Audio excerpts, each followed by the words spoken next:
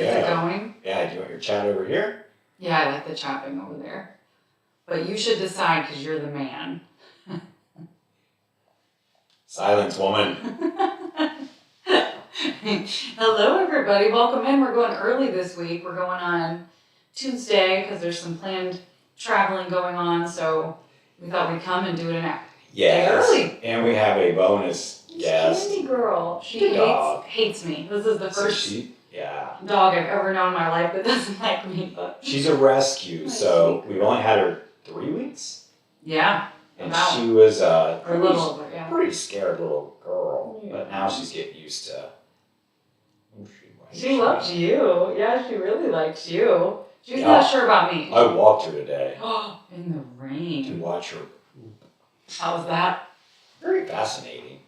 It's amazing, like, this little animal has me out there in the rain so she can go to the bathroom. I know. Have you heard those things they talk about, like, if alien races watched us, they would think that the dogs were the ones running the show because we literally pick up their poop and stuff. And it's funny when she goes, it's like, oh, my good girl, you did so good to me. and it's like, can you imagine if people got that excited? No one says that about me anymore. They're like, we don't want to know. Brother, Do you want me to start making a big deal? No. Okay. Because we can. Yes. We are traveling, so we're going to be heading out. Can't do. So we thought we didn't want to miss it, so we just moved up a day. Yeah. And an hour earlier, so we were. So instead of 2 people watching live, I bet we'll get none, but that's okay. I'm going to sign into chat right now. Oh, do it. I love when people are in the chat. Wait, I don't know how to, and I don't know what that means, and now we can't see chat anymore. Oh, no. Maybe I can see it on here. Wait, I don't even know what I did. We need really always playing around. Wait, how do I just go backwards, man? Oh, wait, if I just go back. Oh, it's like that. Can that box get dragged to the left a little bit? There you go. Try X. It's the chat box. Oh, there it is. You just closed the toggle window. Okay. Oh, I know what that means because I'm super cool. So look, over here. Well, I said I was cool. Prove it. Is it a filter? That doesn't sound right. It's not a scene, I don't think. Oh, I knew what it was last week. Yeah, we figured it out okay last week. I know you're not super comfortable, dog. Yeah. I feel bad for you. Oh, it's up here. It's a doc. Chat. Nice job, Daddy-O. Whoopee. She just bit me because I touched you. She's pretty scary. Yeah. So what is I guess we have a few minutes. Look how pretty. Yeah, it's so pretty. Hi, Candy girl. Her name's Candy. We're very sweet. That's the name she came with. Yes, this was not their choice. I would call her Red. I think Red is so cute. Or Sandy. Or Dandy. She's what, a Yorkie Poodle mix? But she's non-allergenic. That's right, no shedding. And she can type.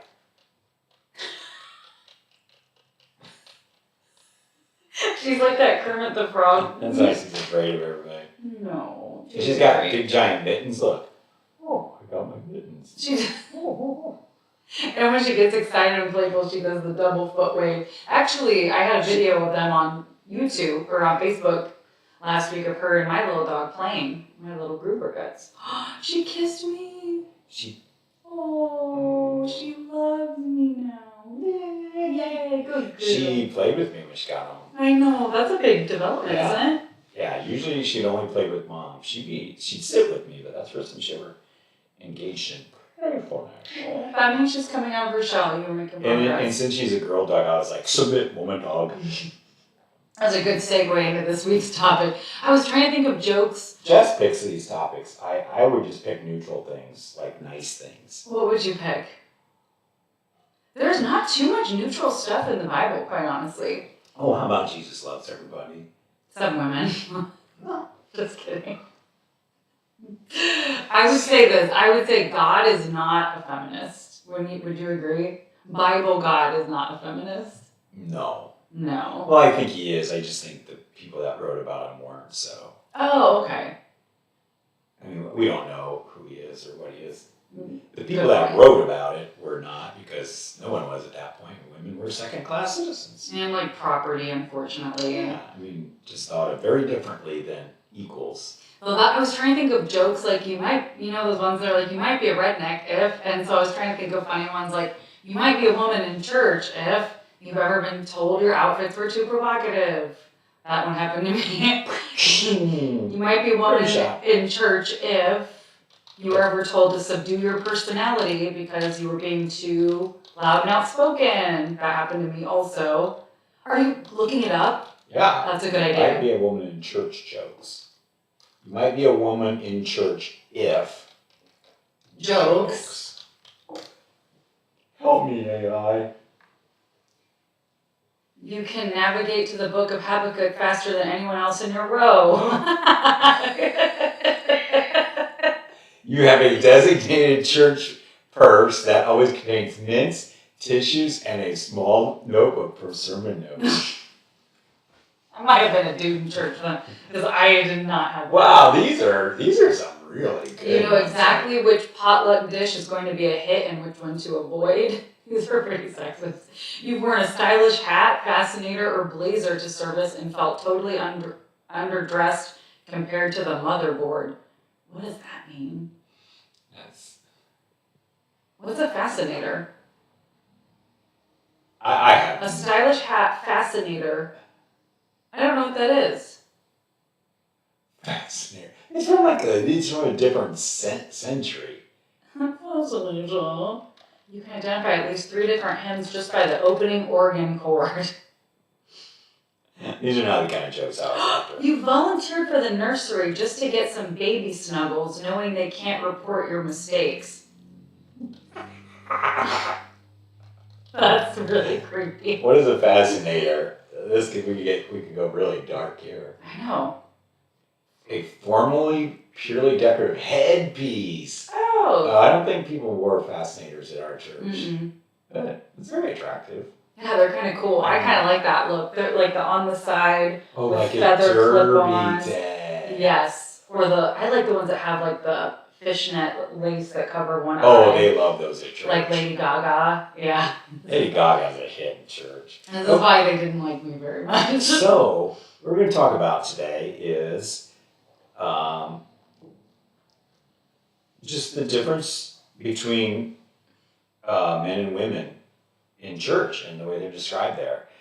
And just to regroup why we're doing this. So we are 2 people who were Christians for a long time, and just myself, through wanting to know and study and understand everything, the more and more I read the Bible, I realized that it could not have been inspired and written by a God because of the amount of contradictions, immoral things, Old Testament not matching New Testament, lack of prophecies being filled, just all kinds of things that Paul contradicting Jesus, Paul contradicting himself. There's just too much in there. And I was thinking about this whole topic of women, because if you haven't been around church, which I don't know why you'd be watching this if you haven't. Yeah. But it's like a real thing. Like when I first went to church and became a Christian all those years ago, hearing and understanding how they're teaching the woman submits to the husband, it's the whole meekness and timidity, and they don't teach or lead in church and all that. I was like, what? I mean, that was in the what? That had to be the 80s. Mm-hmm. Late 80s. Late 80s, early 90s. Must have been early 90s. I'm like, what? Today? In America? That doesn't seem right. And then, of course, getting thrust into that whole world, I think it's so much easier if you're raised that way. I think, yeah. And you just, it just seems normal. That's what you've always known. Myself being thrust into it as an adult and having Karen, who certainly isn't just, wasn't just going to say, okay, follow my leader, Brian. Yeah. Which would be a train wreck anyway. For anyone, for any person. Like, you know, but anyway, it was just real shocking. So I'm like, oh, well, and it's like, well, it's what God's word says. And then that's when I started reading. And oh my gosh, you know, just the problems in the Old Testament, the way women are talked about, and hearing the poor apologetics, you know, God was slowly changing people's hearts.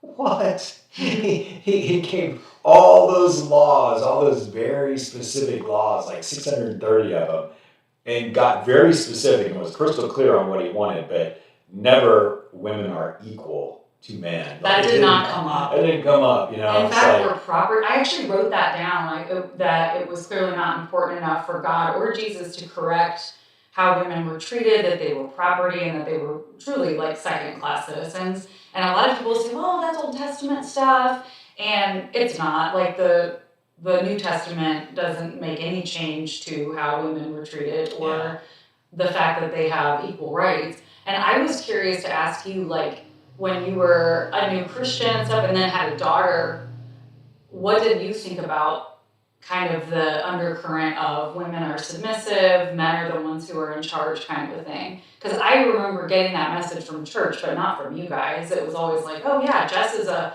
natural leader and she's out there and stuff. I don't think that ever bothered like you and mom. No, it was always, it's part of those things that led me to realize this can't be real. Yeah. It cannot be true from a God, from an all-knowing, I mean, like if you can part the Red Sea and have, 2 million people exit and get away from an army by opening up a sea, you're not going to address that men and women are equal as people.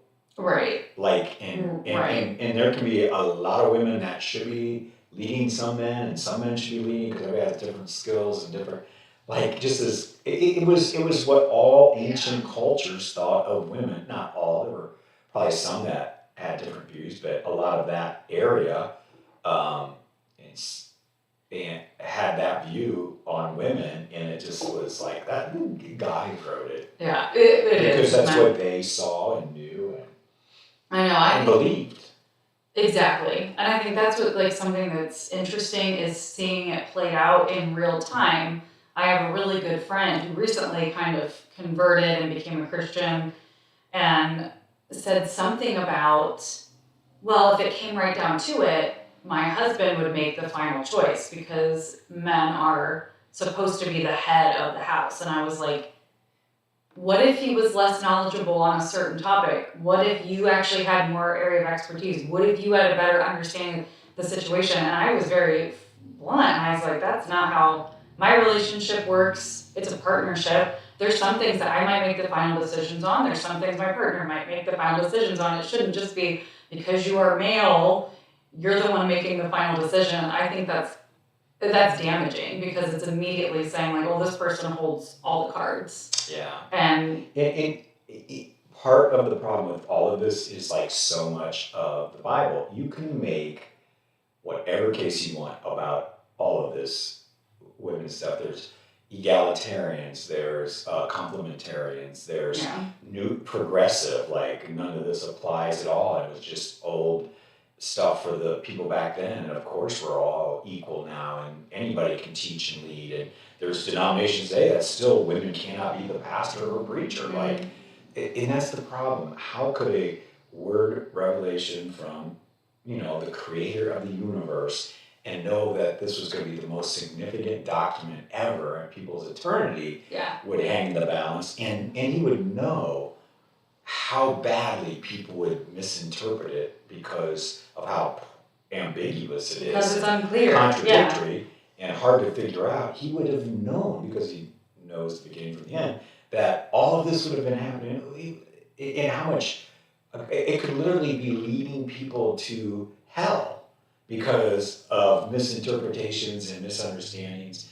And it just, that's where I really, it's those kind of things that I started to think, this is certainly not inspired word for word and like the most clearest, truest, authentic. And I think if a Christian myself were to be authentic, I would have to say, like one I heard say today, who was on this show I was listening to, and they were talking about like he was presented with a clear contradiction.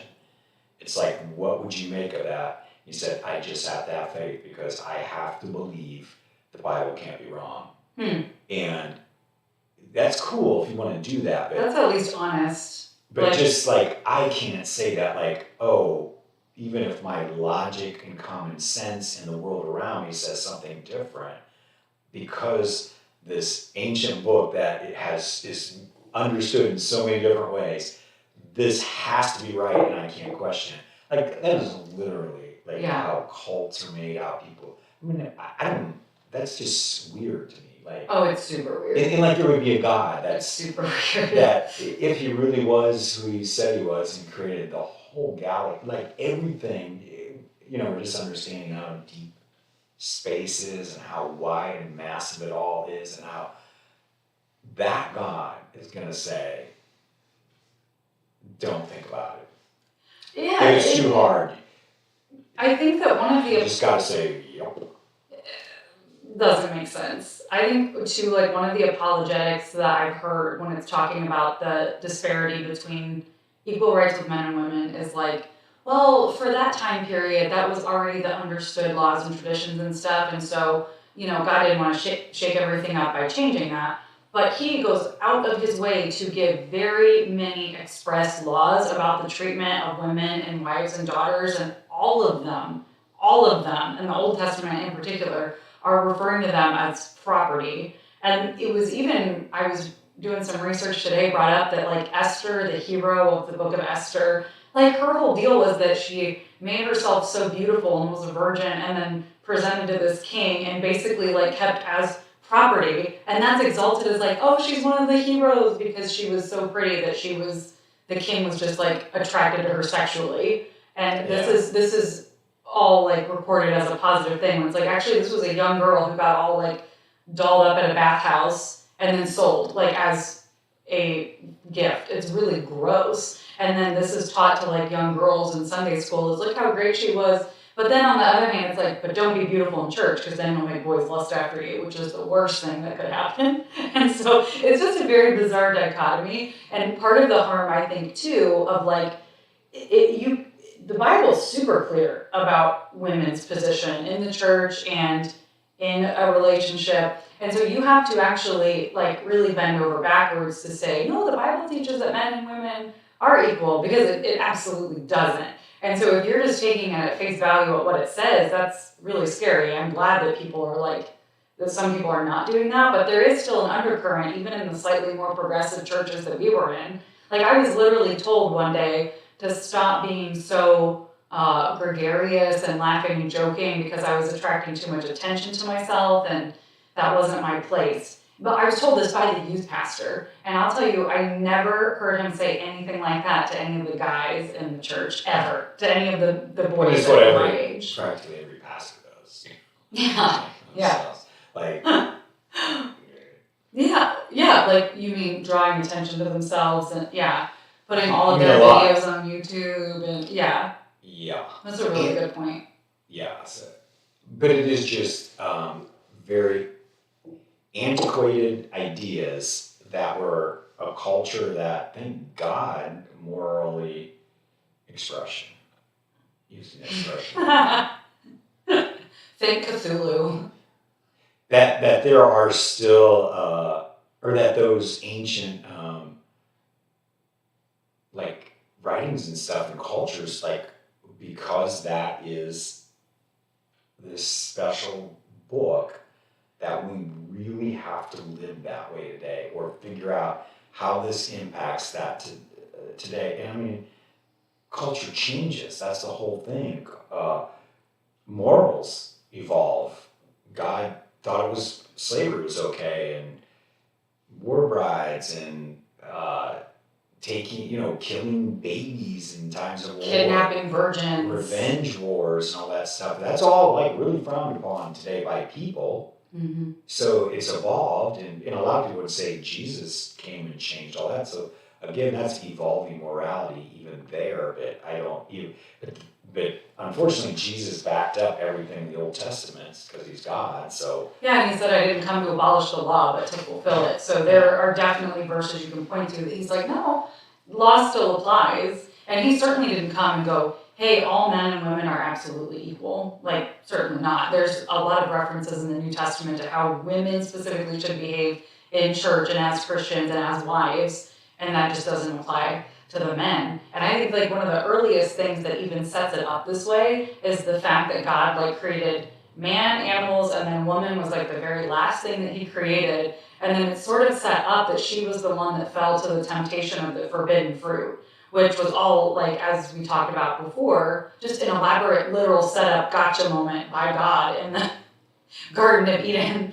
where he would have had to orchestrate and create all of that knowing that these people that didn't even know good from bad, right from wrong, and then it's kind of pinned on the woman. It's like, well, she's the one that fell to temptation, and that's kind of the earliest mention of women being like weaker willed than men. Yeah. And then, there's a lot of verses. Which I do, it's part of the reason I do listen to some of those podcasts that are like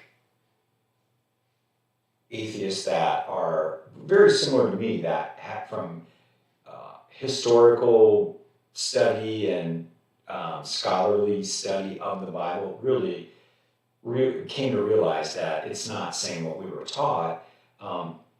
And why I like to listen to those is because people will call in and defend everything in the Bible, like tooth and nail. And it's just a reminder that is like people really are doing this in their homes and to their children and to their spouses. That mindset mentality, it's still strong. If you're not in those kind of churches, you may not see it, but they're there for sure. Oh, I think most of the churches we went to, women were actually not allowed to be pastors, right?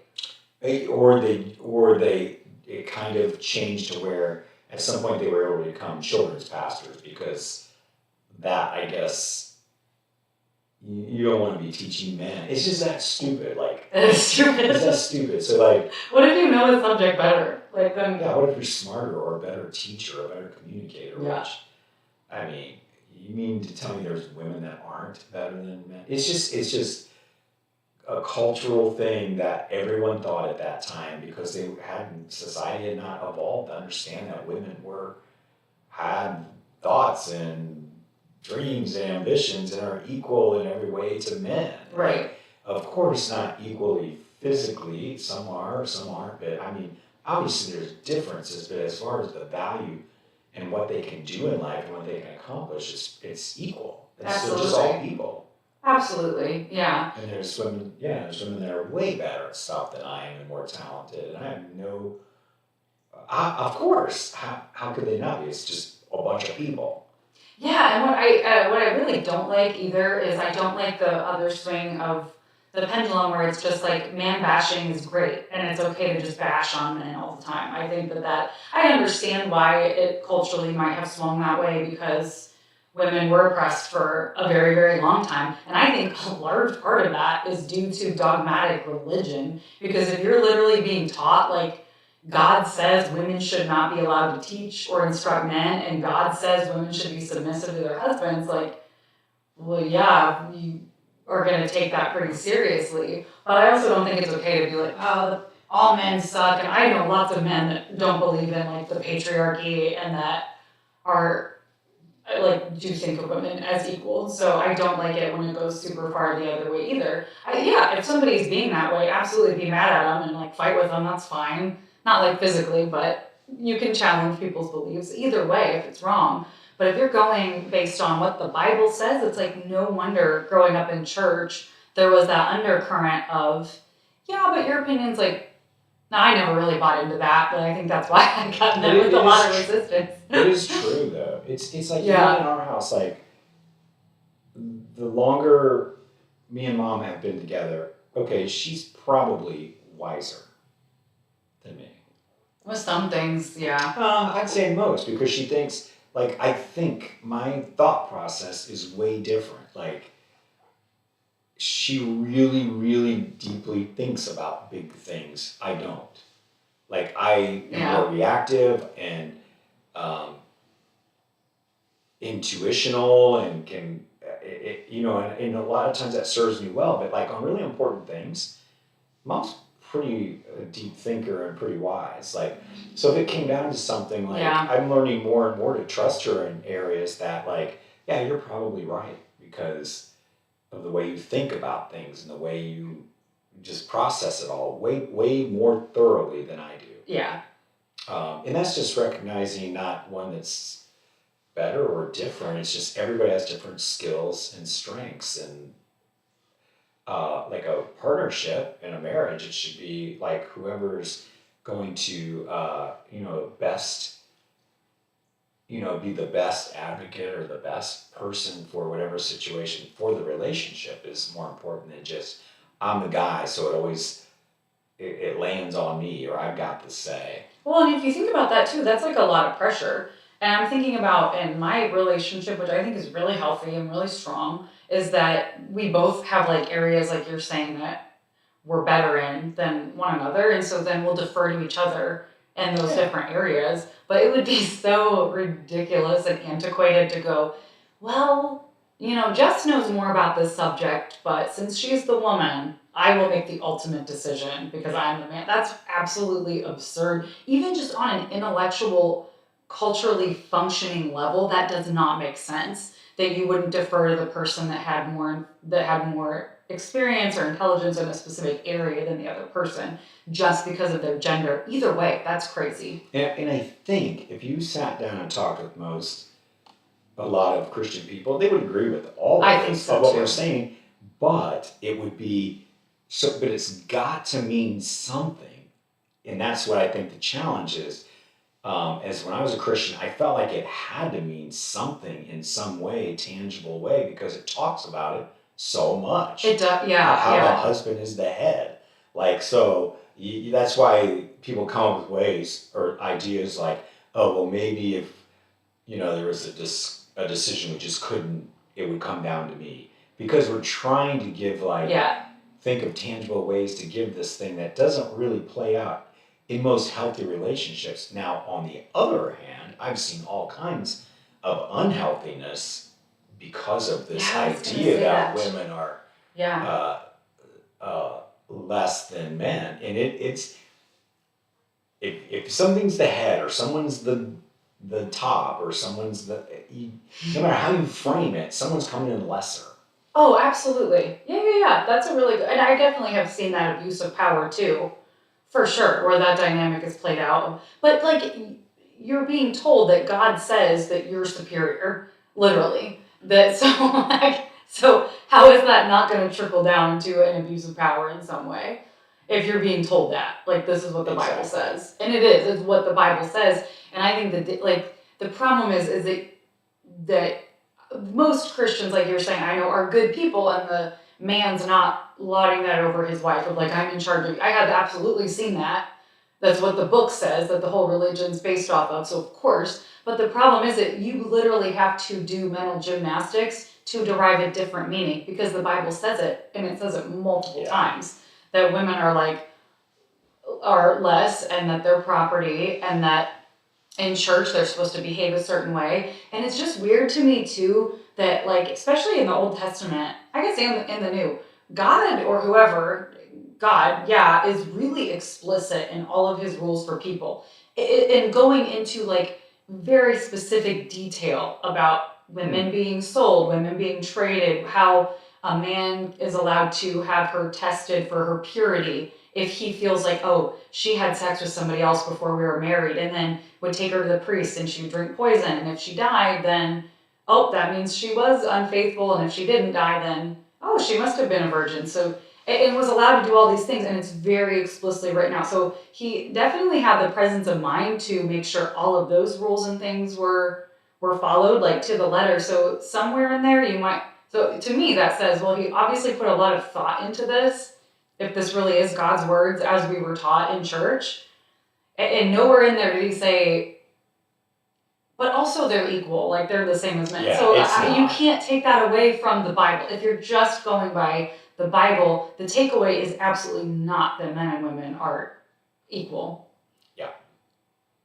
Agreed. Thanks. And then I also grabbed a couple, because I think too, go ahead. Well, I like what Dan McClellan's, I think a lot of people says this thing, but Dan McClellan, I just heard him recently, but it's like the Bible doesn't say anything, like, which is so true.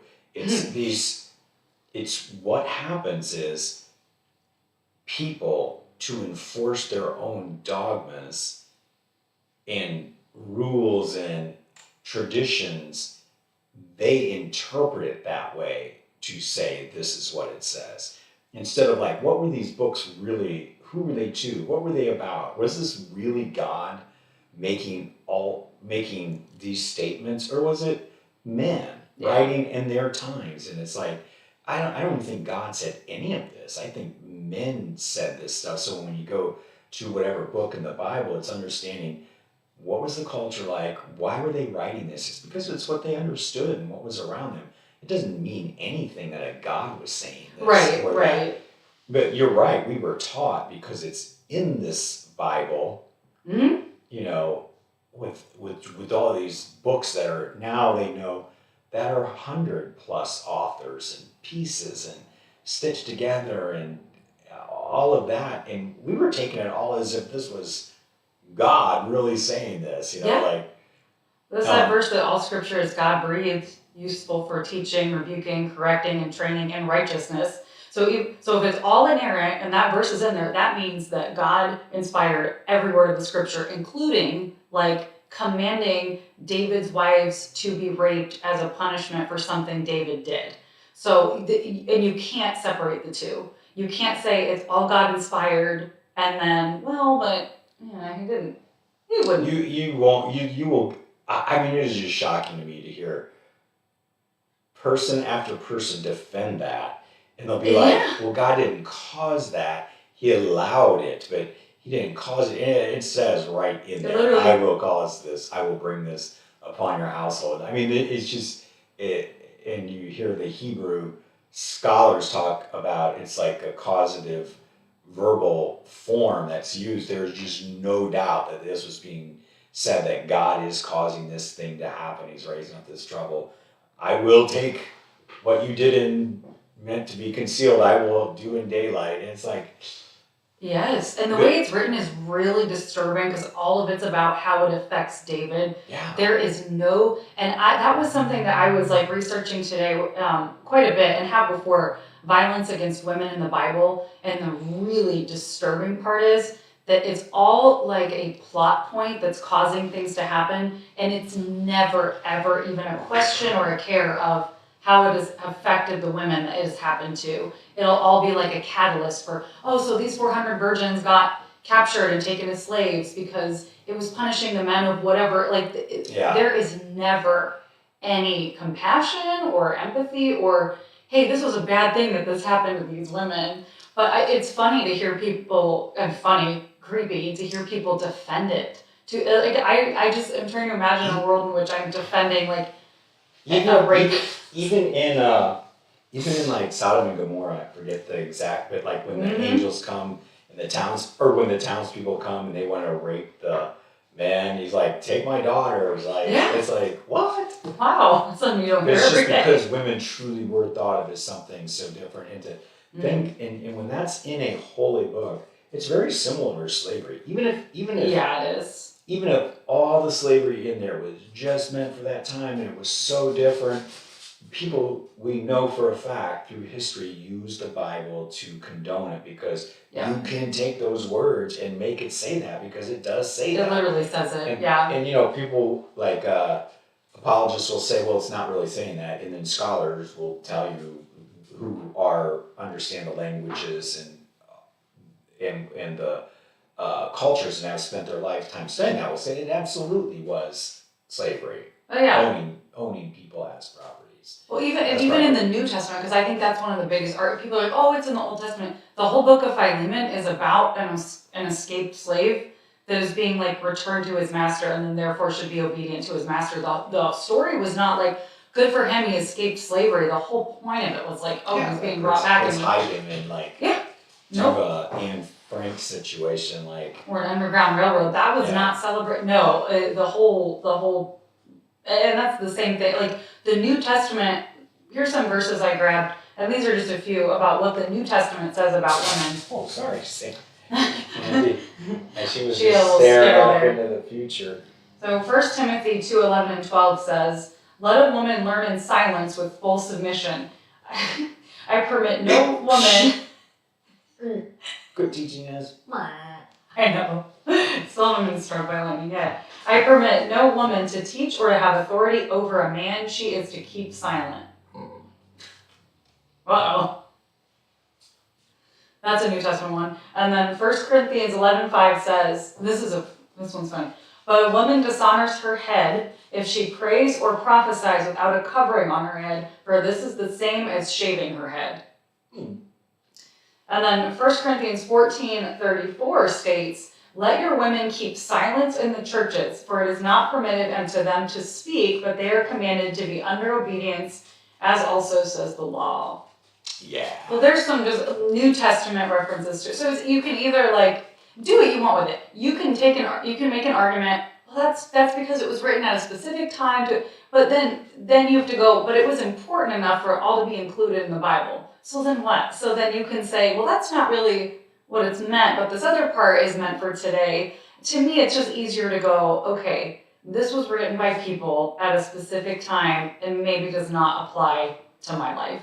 And if you really think like women should keep quiet in churches, I can't help you because you clearly have a very like rigid, and hopefully you're not taking everything else that the Bible says that literally, because that's terrifying if so. And people do. It's why you can watch all these like that LDS stuff. Cults like where women are just passed around like property, and what the man says happens. And my God, if that man's a prophet, like forget it. And you would be like, well, that's the extreme. I see it. I've seen it too much. Like how people get like kind of awestruck because someone's a pastor and suddenly their word is something higher, which is just not true. It's not true. It's not true. Like they are not people they're people that chose a vocation. And just look at the number of pastors and whatever, all people, but that are like high up. How many times have scandals come out? They're cheating or whatever they're doing, embezzle. Like it's just because it's people. It's no big shocking thing. But the scary part is that people take what they're saying as though it's some kind of like God ordained word, and it's just not. It's just people. Unless you could prove it. Yeah, that's a really good point. Like just any example would be, or any evidence that it's true would be amazing. Hey, you know what's weird? What? Is like when you talk about the power of apologists and getting and having like your doctorate in whatever it is, and how like there's just this hunger in the church for people that want that. Like honestly, there's a lot of Christians who don't think anything about any of this. They're not reading the Bible. They're not. Right. They may not even know what's in the Bible. And there's a lot of Christians like that. They may have read bits and pieces or hear what's read in church. They don't even have any clue. It's not about that. It's the feeling and the relationship and all of that kind of thing, the community, whatever, since they get on Sunday morning. So they're not even thinking about all this. Sure. But people who like defend it and stuff and are looking for that, the evidence or proof that it's God's word. Like, I heard William Lane Craig, who's, probably one of the leading apologists in fundamental world, say that one of the strongest historical artifacts that we found that demonstrates Christ and his resurrection, or he may not have said that, demonstrates Christ and the authenticity of Christ, which I don't think that's an argument that there was someone like that. But he said it's because we have his tomb. I just heard it today. I heard it was him on his program saying that he was, that we know where the tomb is, and the tomb of the sepulchre in Jerusalem. And it's like, no, it's not. How would you? It's just shocking. No, that is not accepted at all. That is so debated. That's tradition. There's no Wow. consensus or evidence from at all, like that you can say this is actually Christ. So that would be revolutionary if you. Yeah. It's not. So do you think he really thinks that, or is he? I guess that's speculation. He said anything. He said it's one of the strongest evidences that we know about Christ, and the how important that finding is. Like that. How would you even go about proving that was the actual tomb? I won't say it's not a tourist. It's a pilgrimage site because people go there because they believe it is. But it's just the same as any other relic like that. Yeah. That at some point tradition called it that. But there's no evidence like tracing back to that time that we really, really know that Christ actually lay in this tomb. No, absolutely not. Or else It's not at all. And so, but what really struck me is just with the confidence that he said that with. There are people that would just take that as gospel, and it just struck me as the exact opposite. Like, I know that's not historically true. That's such a debated, that is so debated by scholars and stuff. It's just scary that someone with that much authority would make a statement like that, just as though it's a 100% fact, when it's just a claim. And that's fine. You can say, I think that this is a historical thing that proves this. You can absolutely say that. I don't care what you say. You can say, I think the sky's purple, until you can prove it.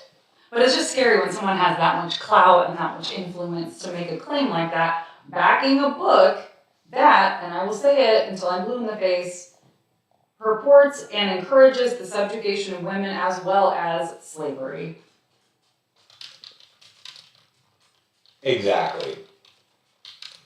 I think that should be a whole topic too. What are some of the apologetic arguments to them saying, like Paul saying, let your women keep silent in churches? I would have to dig it all back up. Like,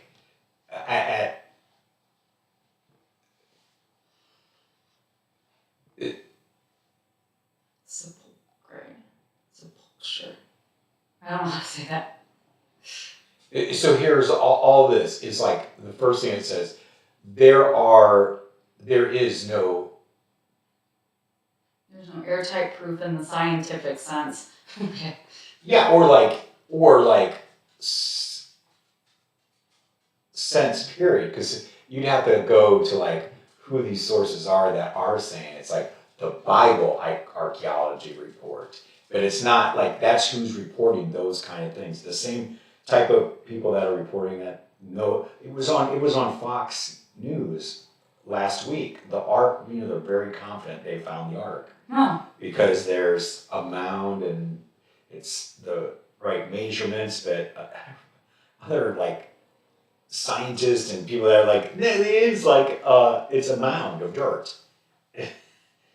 So, but it doesn't take a lot to get that to where it is just believed as gospel. So many of the things I believe that were true, that were just factual truth about the Bible and stuff, is because they were told to me by all by religious people, pastors and Bible school, Bible college, and that we know who wrote these books. We know who wrote all the books, and then to find out, it's like, oh, we don't know that at all. No, and if it's something, okay, so and this is how I feel. If it's something like like the tooth fairy, if it's something where it's like, oh, I believe this, I don't have facts for it, but I believe it, and I put my teeth under my pillow. Weird, but it's not harming anyone. That's completely fine. The problem with this is that when you're telling people, this is fact, this is all inspired by God, here's who wrote it, this is all God's book, and then it's being applied to people's actual lives, and then women are being told, oh, you're not as good as your husband, you have to submit. I was literally told I would go to hell if I left my cheating, angry, alcoholic husband that I was married to. And that's like the actual real world application of those kind of things. Where it breaks down. That's where it breaks down. So it's not, on one hand I go, oh, it's fine if people believe this. It kind of depends. Because if you are actually reading the Bible like word for word and then you're saying, I believe all of this and you're applying it, it is a very violent, very subjugating, very elitist, racist, dangerous book to actually like apply to your actual life. And you can see ripples of that like in people's lives playing out. And if you pick out the parts that don't do that and ignore the rest and never look into it or just accept the pat answers that are given and don't give it any deep thought, of course you can. It's nice. You can make it as nice as you want. Yeah. Just like anything, just like any religion does, or I won't say cult because Oh no, you can say that. I don't know what the difference is like between cult and not, but it is.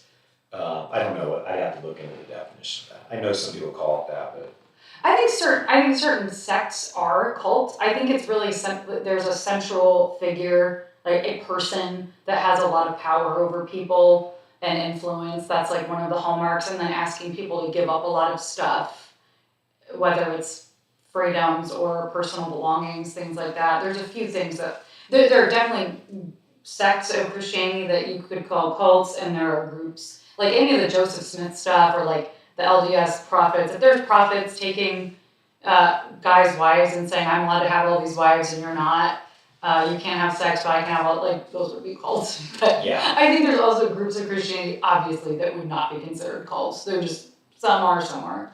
And it doesn't even matter. It's just like, is what's being applied harmful or not?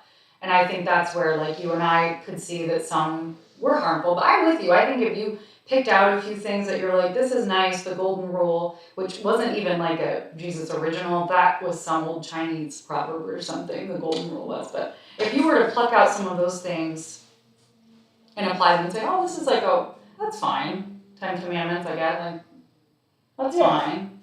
But still, there's better, I think more advanced, evolved morality that we've come up with in that than all. Oh, yeah. But for sure. You know what's so shocking, because a person could be like, oh well, that's all, you're just blowing all that out of proportion and that stuff doesn't happen. That thing that happened to you with that counselor saying that about how you're going to be condemned and it's your job not to leave this, and in spite of everything that person was saying and doing, and that was at a denomination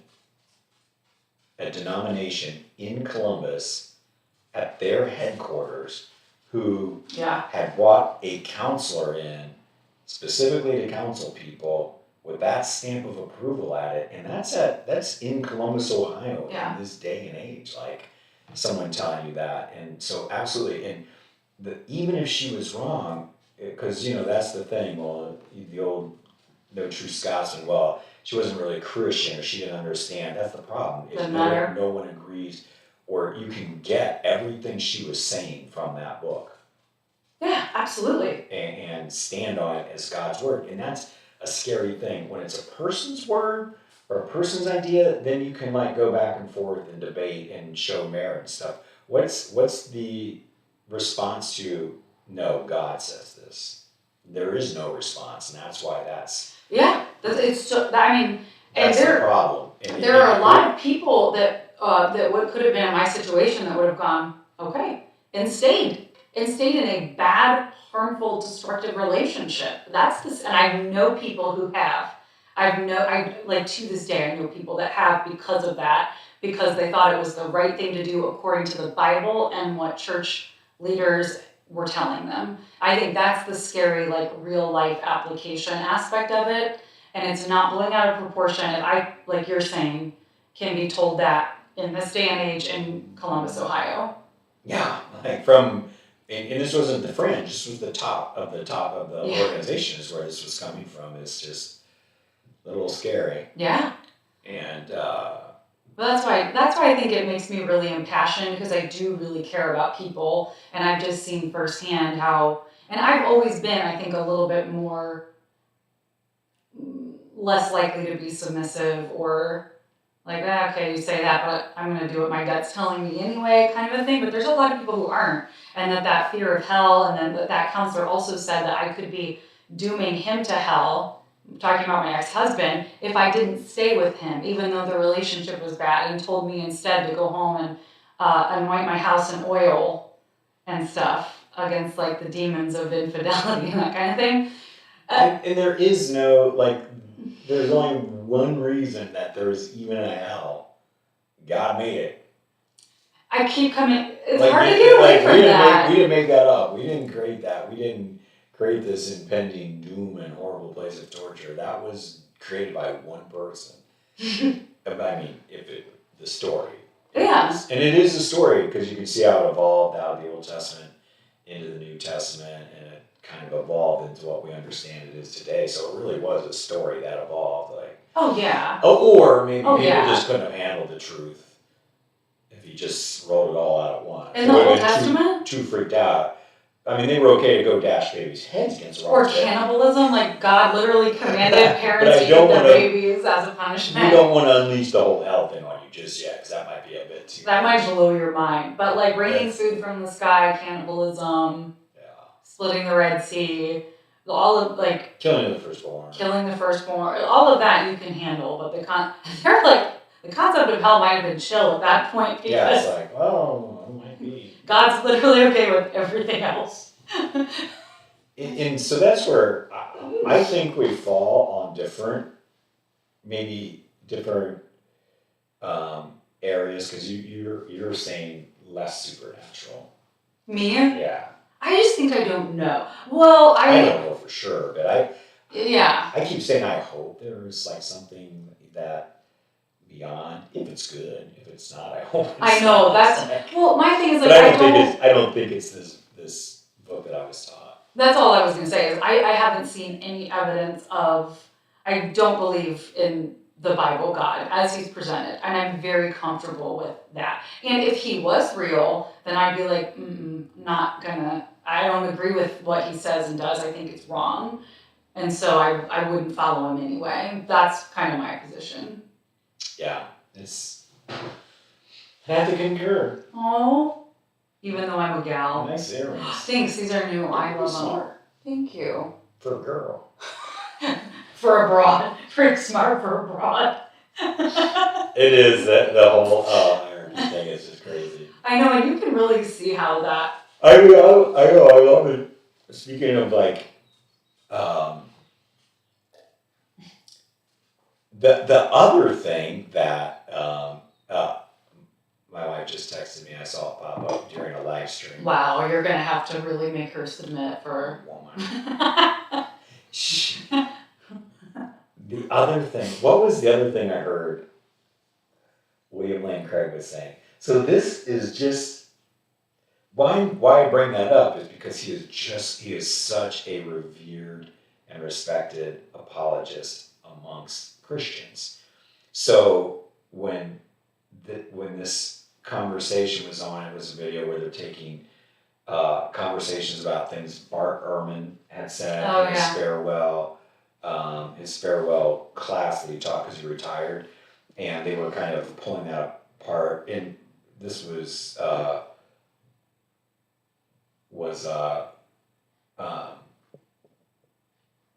William Lane Craig and his co-host.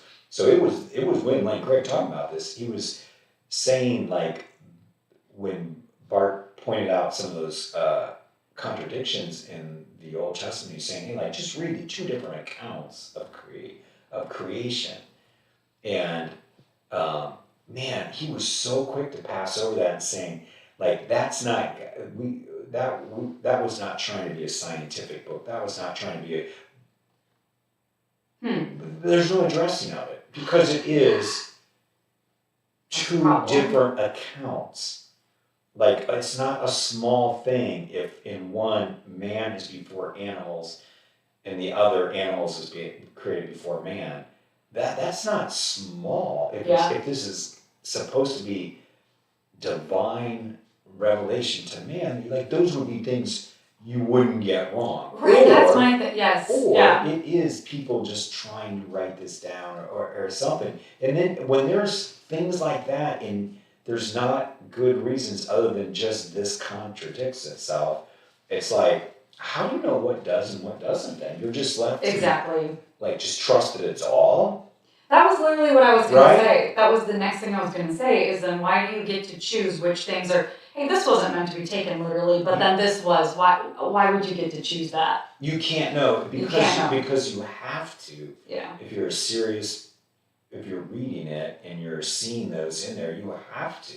Yeah. You have to pick and choose or rationalize or make apologetics because it's just contradictions. And then suddenly, where's this divine word that is used to create so many of these dogmas, like the whole women second class kind of vibe and mentality that just, I wonder how much culture, like how long that has impacted and shaped culture. I know, isn't that an interesting thought? Like the wage gap and that kind of thing. Yeah, like in the 60s and the 70s is like women's right movement and the women's suffrage in the early 20s and like for the first time getting equal rights as men.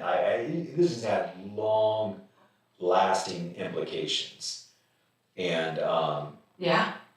It's just something to think about, like if that was this divine word that was meant only for good, and it would eventually bring people around to the truth. Whoa, slow way to get there, and just how many people were harmed in that long process until it got there, and they still are being. And they're still, that's the scary part, and then you can't even use the Bible. It's like, but then Jesus and God came along and changed it and said we're all equal. Nope. Yeah. Nope. In fact, it's been used for the opposite purpose. Yeah. And it has the beautiful thing about all of it, even the New Testament, where you can latch onto the verse. There are no male and female, no slave, and people will use that verse, but you've got to take it all. And then, well, what about submit to your husband? Well, as Christ loves it, and he's to love you as Christ loves the church. What if he doesn't? Yeah. Are you allowed to, do you still have to submit? People would say yes, because you had that said to you. Oh, yeah. Because there's other verses that would say by staying with him, you can win him back, you can be an unbeliever. And then like the other one, your heart's hardened if you leave and get a divorce, and it's better if you stay with your husband. That's the one that the counselor said to me. And I was like, I guess my heart's hard. Yeah, which is always so manipulative. So manipulative. Like anybody could actually know what was inside someone else's heart. I know. Like, who do you think you are to meet me one time and say that? But boo. That was the counselor that Dad made cry, so it had a happy ending. Didn't you guys meet in the Starbucks and you were like, what the hell are you saying? And then she started crying. Her office or something. I forget, but it was, she was. So, like, that is when, just looking back, I see how long this process has been happening for me. And it's not, and I know it's like, oh, well, you're listening to this, oh, well, you had bad experiences, that's why. No, I had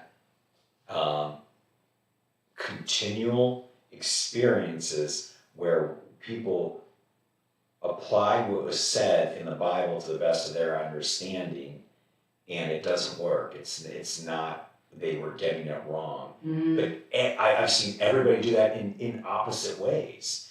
Because everyone will be like, well, yeah, they were interpreting that, but what's your interpretation? Exactly. Any better, and where do you get yours wrong? And that's not the fault of the people, it is the book. Yeah. It is the Bible. It is, you can make that baby say what you want it to say. Absolutely. And like you have said, and we have said over and over again, if this really is the most important thing in God's divine revelation to people, wouldn't it be clear? Wouldn't he make it clear? Yes, he would. It would have to be, because people's souls would be at stake. Unless he's a real sicko who's like, good luck with this. We're getting it wrong and all of that. And so that's my take. Me too, and I'm sticking to it. Look, she crashed. Oh, good candy girl. As soon as I stand up, she'll start barking at me again. So we'll any other thoughts or anything? No, I think I like cried myself out like a baby. I feel much better now. I think that's unless anyone in the chat wants to say anything. The chat's been crickets tonight, which I'm not surprised. It's a different day, different time and stuff. But feel free to leave comments. I always try to respond to them on the channel. If you're a gal who's been in that position, who's maybe experienced some similar stuff because of oppression in the church or whatever, feel free to reach out to me. You can leave a comment. I think the link's also on my Facebook. So if you want to reach out, feel free to. I'd love to chat and catch up and empathize. Yeah, and if we're if this is you stumble across this online and it's your first time, so what we're really here for is just creating that weekly space where for an hour. It's typically Wednesdays at 5 o'clock. We're gonna mix it up a little this week, but we've been pretty consistent with that, and it's just an hour. We'll have a topic, talk about something related to deconstruction, but it's really also geared if you want a place to ask questions and maybe you've been struggling with some things. You can chat. We can respond in real time, and ideally build a community of people that can support one another. Because if you're going through this, it can be tough. I know, and everybody takes it kind of differently. Myself, I wasn't quite as concerned by putting this out there, what family and stuff might say, and because I don't have anything to hide. I really gave it a go and wanted this to work and wanted this to be true, but just found out the belief, and I didn't even really understand this until I started this whole process, but that belief is not a choice. Like I can't choose to believe something. Like right now, if you tell me whatever, and if I don't believe it, I can fake it, but I can't really in my heart believe it. In the same way when unbelief happens because of exposed to new information and you study it and look at both sides. I was doing that with the Bible, and when I started this whole process, I was doing it from the side, I want this so bad to be true. I used to go to apologists like, I cannot wait to hear what these apologists who have gone to Bible college and have PhDs are going to tell me to make all these contradictions and stuff where it's not there. And I was so depressed. And I held on a long time to hold on to those, and I would even say them and repeat them, but I heard more and more of what the actual scholarly side was saying about the Bible, and it's like, oh my gosh, it just got to a point where I couldn't believe it anymore. That belief changed.